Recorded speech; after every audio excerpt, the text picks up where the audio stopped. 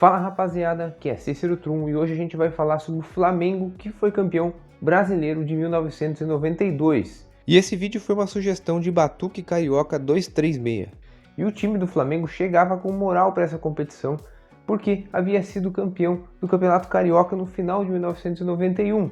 Antigamente, os campeonatos estaduais eram disputados no segundo semestre e o Brasileirão no primeiro semestre. Contudo, o Flamengo enfrentava graves problemas financeiros e tinha muita dificuldade em conseguir manter o elenco, que era formado por jogadores já veteranos em final de carreira, que já estavam com tudo resolvido na vida, só jogavam por amor ao clube, e também por garotos que vinham da base. E que base, olha só os garotos que o Flamengo revelou naquela época: Nélio, Paulo Nunes, Djalminha, Marquinhos, Marcelinho Carioca, Piá Carioca e Júnior Baiano. Com muitos salários atrasados, o professor Carlinhos e também o Meia Júnior, que são ídolos do Flamengo e inspirações para essa garotada, foram quem mantiveram os jogadores da base motivados. E antes do campeonato começar, o Flamengo não era nem considerado um dos favoritos.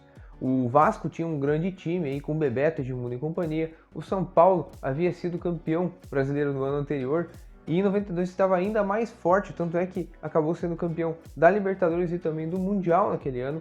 E ainda tinha o Corinthians, que foi campeão em 90 com Neto e companhia, e tinha a base do elenco ainda quase que a mesma.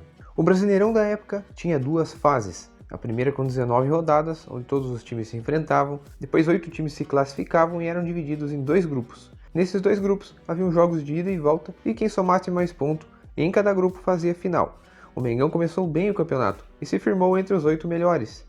Da sexta rodada até a 11ª, encarou uma sequência horrível, perdendo jogos que não estavam no planejamento, e até levando um 4-2 do Vasco e caindo para a 12ª posição. Mas depois da derrota no Clássico, as coisas mudaram e o time se reabilitou. Das 7 partidas que restavam, perdeu apenas uma e conseguiu obter a classificação na 4ª posição. Caiu então no grupo A, com 2 favoritos: o Vasco, dono da melhor campanha, o São Paulo de Telê, e o Santos de Paulinho McLaren. O Mengão venceu o São Paulo na primeira rodada, perdeu para o Santos depois, empatou com o Vasco por 1-1 em seguida, em um jogo em que Júnior fez um gol contra e um a favor, depois venceu o Clássico, se vingando do 4-2 que sofreu na primeira fase. Perdeu para o São Paulo na 5ª rodada e se complicou, pois bastava ao São Paulo apenas vencer o Vasco já eliminado na última rodada para se classificar para a final. Nessa rodada, o Flamengo fez sua parte e venceu o Santos, e contou com a ajuda do grande rival, que venceu o São Paulo por 3-0. Parte da torcida vascaína até pedia para o time entregar o jogo, mas os jogadores profissionais honraram as cores do time e fizeram sua parte. Com isso, o Mengão estava na grande final e enfrentaria outro rival do Rio, o Botafogo. O Fogão estava com um time muito consistente, uma forte defesa com Márcio Santos e Valber e um ataque fatal com Renato Gaúcho e Valdeir. Mas com o Júnior e Gaúcho inspirados, no primeiro jogo da final, o Flamengo encaminhou seu título, fazendo 3-0 em um Maracanã com mais de 100 mil espectadores. No jogo de volta, o que era para ser só alegrias para a torcida do Flamengo se tornou tragédia. Com a falta de manutenção e a superlotação de mais de 120 mil torcedores, grades de alumínio do Maracanã romperam e alguns torcedores caíram de uma altura de 8 metros. E os jogadores não ficaram sabendo do fato ocorrido. Tanto é que Júnior falou mais tarde que se soubessem, com certeza não iam ter clima nenhum para poder entrar em campo. Dessa forma, o jogo acabou acontecendo e foi ótimo para o Flamengo, né? Que conseguiu aí empatar em 2-2 com aquele belíssimo gol de Júnior, que ele explodiu de alegria na comemoração. E o ano de 92 só não foi perfeito para o Flamengo porque na sequência aí, no segundo semestre, houve o Campeonato Carioca e quem foi campeão foi o Vasco ainda de maneira invicta. O professor Carlinhos escalava aquele time em um 4-4-2, que durante o jogo variava para um 4-3-3, já que quando precisava atacar mais, posicionava um dos meias para jogar mais pelas pontas. Carlinhos procurava utilizar muitos jogadores. Não tinha um time titular bem definido, somente algumas posições eram intocáveis, por isso aproveitou bem o elenco e os jovens atletas que vieram da base. Júnior, que jogava no meio de campo nesse time, era o grande cérebro da equipe, e praticamente todas as bolas passavam pelo craque. Dessa forma, era um time que focava mais em criação de jogadas pelo centro do campo, mas mesmo assim tinha um forte apoio dos laterais e pontas pelos cantos do campo, e levava perigo por lá. As bolas paradas eram muito fortes, justamente por ter um exímio cobrador que era Júnior, e bons cabeceadores. O goleiro titular era Gilmar Rinaldi, um dos maiores goleiros brasileiros. Chegou o mais veterano ao Flamengo, pois havia perdido a titularidade para Zete no São Paulo. Goleiro extremamente regular, com um posicionamento excelente, até porque não era um goleiro tão alto para os padrões. Líder em campo, ajudou o Júnior a comandar a garotada da base. Foi tão bem no Flamengo que conseguiu ser convocado como terceiro goleiro para a Copa de 94 e sagrou-se campeão mundial. O título de 92 com o Mengão foi seu terceiro Brasileirão, conquistou um também pelo Inter e outro pelo São Paulo. A lateral direita tinha Charles Guerreiro, que era volante de origem, teve boas passagens por Paysandu e Guarani antes de chegar ao Mengão. Seu apelido já dizia tudo, era um jogador que lutava até o último minuto pelo time, não desistia de nenhuma jogada e era muito raçudo. Era alto e forte fisicamente, por isso levava vantagem no corpo contra atacantes e marcava muito bem, sendo um jogador que pouco subia ao ataque. Na defesa, o xerifão era Wilson Gotardo, jogador que tinha forte identificação com o Botafogo, onde venceu um Brasileirão também. Era um dos melhores zagueiros do Brasil entre o final dos anos 80 e o começo dos anos 90, tanto é que era convocado seguidamente para a seleção. Não era um zagueiro muito alto, mas era muito vigoroso e tinha um grande posicionamento, tempo de bola também muito bom nas bolas aéreas e fez alguns gols importantes. O outro zagueiro titular era Júnior Baiano, cria da base do Mengão, estava se destacando e se revelando um grande jogador. Ainda era meio instável, alterando entre grandes jogos e algumas falhas, errando o tempo de bola muitas vezes e acertando a canela do adversário. Mas já dava para notar que seria um jogador fora do comum e foi muito importante, com sua boa marcação, impondo respeito em campo, um jogador muito alto e que todos sabiam que não aliviava para ninguém. No ano seguinte se destacou muito mais de maneira individual pelo Flamengo, e dali para frente foi muito bem, tornou-se um dos melhores zagueiros brasileiros da época, tanto é que foi titular da seleção na Copa de 98. Como o Júnior Baiano ainda não estava bem preparado, Rogério Lourenço, que também era cria da base do Flamengo, jogava algumas partidas. Um zagueiro canhoto, tinha uma saída de jogo melhor que a de seus companheiros, mas não era tão avantajado fisicamente. Fez 285 atuações pelo Flamengo e foi mais tarde campeão da Libertadores pelo Cruzeiro. A lateral esquerda tinha Piá, mais um formado no Mengão. Lateral esquerdo de muita qualidade técnica, velocidade e que tinha um cruzamento quase que perfeito.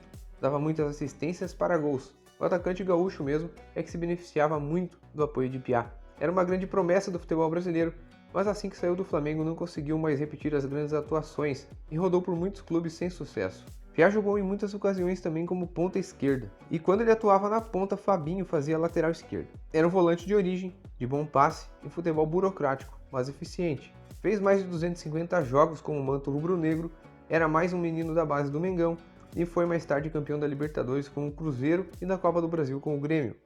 O Idemar era o cabeça de área desse time.